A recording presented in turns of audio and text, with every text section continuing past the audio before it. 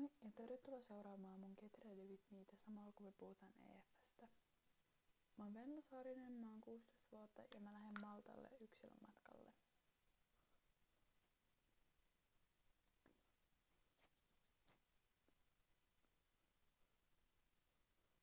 Miten mä löysin EF:n? Mä ite löysin sen silleen, että mun tuttu oli käynyt sinä kesänä Jenkeissä ja mä näin sen Privo My Storysta ihan sikana kaikkia kivoja juttuja. Ja sitten mä kysyin mun vanhemmilta, että voinko, ja ne oli heti, että joo, voit mennä.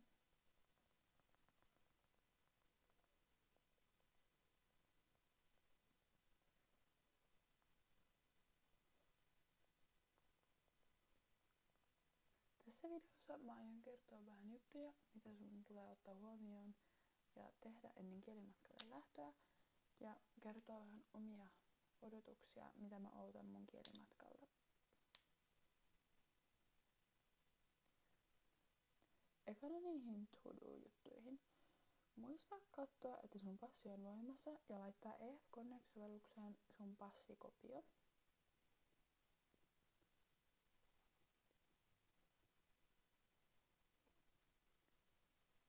Sitten kielitasotesti. Muista tehdä se ennen sun matkaa, mieluiten kuukausi ennen kuin sä lähet, niin sut osataan jakaa sopivan tasoiseen ryhmään siellä kohteessa. Sen kielitasotestin tekemiseen kannattaa varata aikaa, että sä voit tehdä sen huolella ja kunnolla.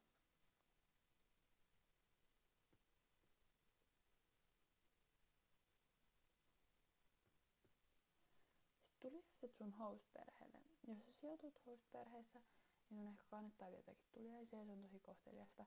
Sä voit vaikka viedä jotakin, mikä liittyy Suomeen, vaikka jotakin muumijuttuja tai jotakin suomalaisia herkkuja.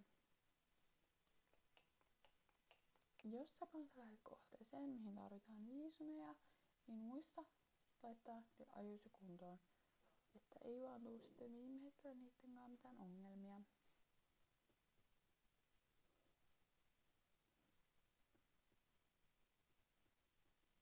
Kun mä katsoin tätä videota jälkikäteen, niin mä huomasin, että mä unohdin sanoa, että katsokaa myös kaikki terveydelliset jutut kuntoon. Rokotukset ja tämmöiset, jos niitä sinne maahan vaaditaan, niin ette ootte lähdössä, koska ne on myös tosi tärkeää, että päästä sinne maahan.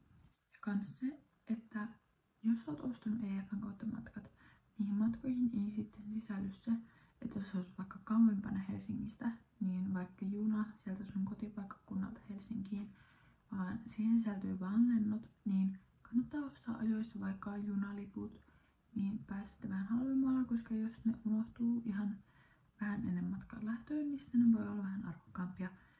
Niin muistakaa hoitaa sekin kuntoon, jos lähdette vähän kauempaa kuin Helsingistä.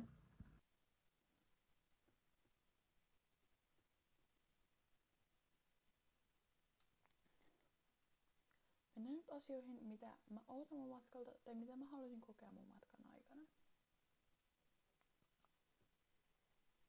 Totta kai mun listalla on shoppailu, koska se on tärkeää. Aina kun menee jonnekin, niin pitää shoppailla. Te ei tarvii, mutta mun tarvii. Sitten tälleen kesän lapsena mä rakastan rantoja ja uimista niin paljon. Tai mä toivon, että mä pystyn mahdollisimman paljon viettää aikaa rannalla ja uimassa mun matkan aikana. Ja rantakohteet on mulle niin täydellinen paikka. Sitten mä haluan päästä kokemaan mahdollisimman paljon EF:n tarjoamia aktiviteetteja ja varsinkin Blue Lagoon ensi kesän. Niitä valikoimia ei vielä julkaistu, mutta toivon, että mä pääsen Blue Lagooniin. Sitten mä kans toivon, että EF järjestää mun matkan aikana jotakin diskoja tai juhlia, koska mä haluaisin päästä niihin mukaan. Sitten kans mä ootan, että mä saisin ihan sikana kavereita sieltä eri maista. Mä pääsin tutustumaan eri maalaisten kulttuureihin ja toimintatapoihin ja varsinkin siihen Maltan kulttuuriin. Totta kai tärkeintä on pitää hauskaa ja jos säkin haluat pitää hauskaa sun EF:n kielimatkalla, mitä sä et ole vielä varannut, niin tällä koodilla venlasaarinen_ef saat 100 € alennusta sun kielimatkasta. Mulla on myös EF Ambassador TikTok ja mut löytää sieltä ja muhun saa siellä aika hyvin yhteyttä, että jos tulee kysymyksiä, niin siellä voi kysyä. Ja kiitos kun katsoitte tämän videon.